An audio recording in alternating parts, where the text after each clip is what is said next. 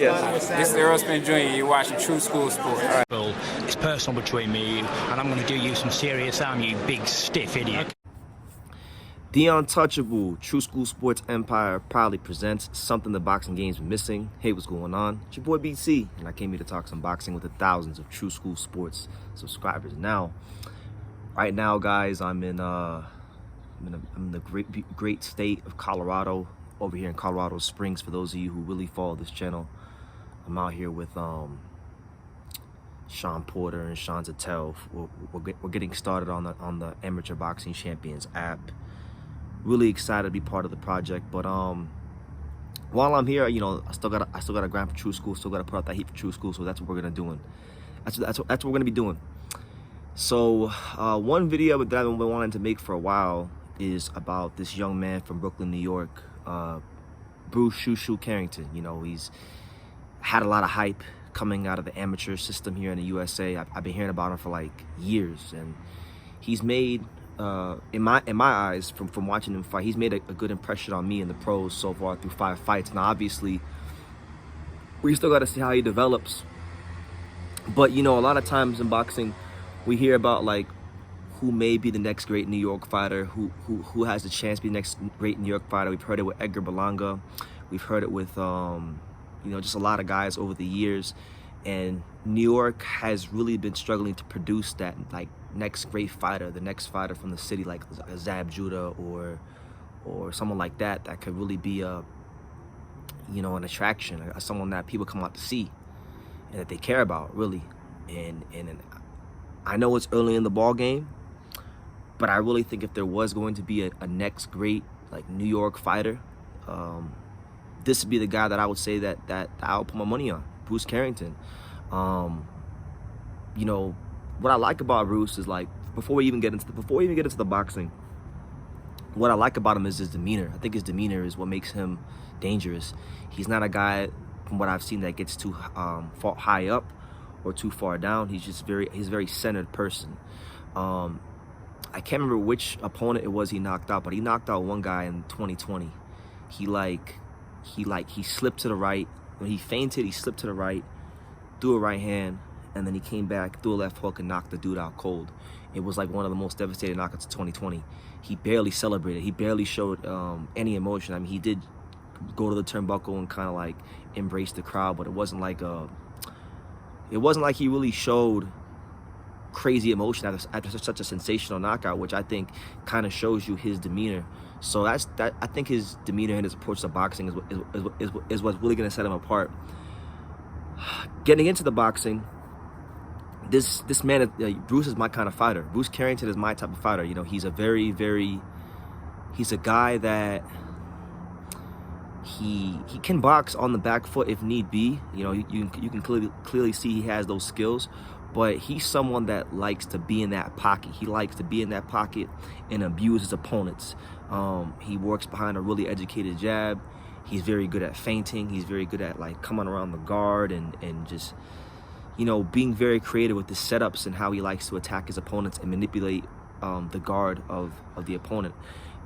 Very smart with the way he goes about things. And I really feel like, you know, when we talk about the very deep pool of top-ranked prospects, whether it be Jared Anderson, whether it be Xander Zayas, whether it be Abdullah Mason, I really think this is a young man that slips through the cracks because for 2 reasons. Number one, much like Abdullah Mason, he doesn't talk a whole lot. He's not going to ever be in the headlines because he was running his mouth about something. And number two, he's not as young as Abdullah Mason, so like he's like 25 right now with like 5 fights.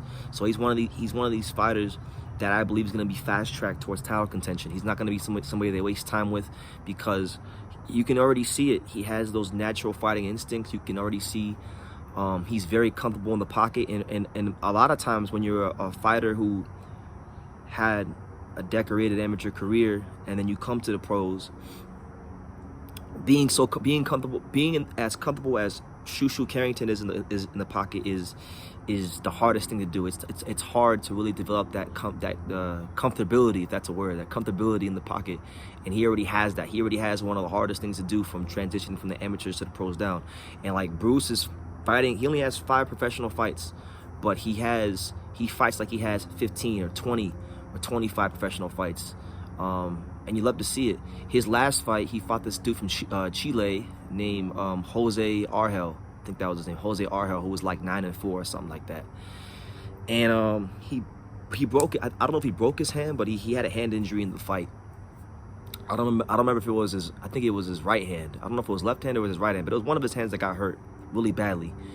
And what I saw from Bruce, which I thought was very encouraging, it showed me that he can deal with adversity in a fight. He clearly had some problems with one of his hands, but he didn't make it such a big deal for his opponent. And he continued to throw punches with both hands, so he didn't like tip his opponent off. He didn't like let his opponent know that one of his hands was hurt and that he was like a limited fighter. He kept going. And that just shows you his maturity and his ability to grind things out, you know? Because a lot of guys, when they hurt their hands in a fight, they either A, panic, they either B, only throw punches with one hand, or C, they stop throwing punches with both hands. He continued to throw punches with both hands, and it allowed him to grind out the win and get the victory and look good while doing it against a tough, durable, and game opponent in the Chilean Jose Argel, I think that was his name. So yeah, I'm saying all this to say that I think Bruce Carrington has a really good shot at being the next great New York fighter. You know, I was there when he fought on the Better BF Joe Smith undercard, and he came out with the 50 Cent "I Whoop Your Head Boy" with the New York Knicks colors on, and the crowd. He had like one of the biggest receptions from the crowd that night. So I think this is a guy that I feel like the whole of New York, whether you're from Brooklyn, Bronx, Manhattan, whoever, you should be getting behind Bruce Carrington, because first of all, he's a lovely person. He's a really good fighter. I mean, like really good. He's someone that I think boxing purists can appreciate, but then that casual fans can enjoy as well, because he's a well-schooled boxer who makes his living in the pocket, that throws punches with bad intentions, and that's my type of fighter. That guy that can show you the sweet science of boxing, but at the same time, you know, abuse you when he needs to with those punches, like he throws those grown men punches, as we say here on True School Sports. So yeah, he's a featherweight right now. At this moment in time, featherweight's a pretty weak weight class. There's no really like top guy at featherweight.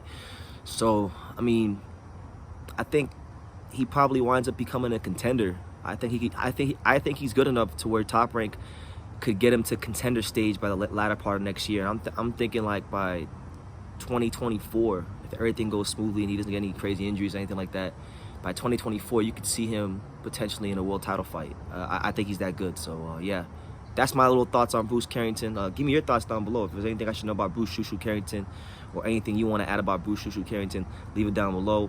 Make sure you guys take the time to subscribe, and like I say in every single one of these videos, you can love me or you can hate me, but I'm just a kid from Daniel. So until next time, take care, guys. Just like Mayweather's uncles would say, a lot of people don't know shit about boxing. You know, you do. You've done it. Thank you. You about the only smart guy that I know, bro. Nobody knows shit about boxing. I appreciate it, man. I want to say, man, make sure to follow True School Sports, always covering boxing at the highest level, man, and make sure to subscribe to his YouTube channel. Follow him on Instagram at Just a Kid from Danny as well. He the plug.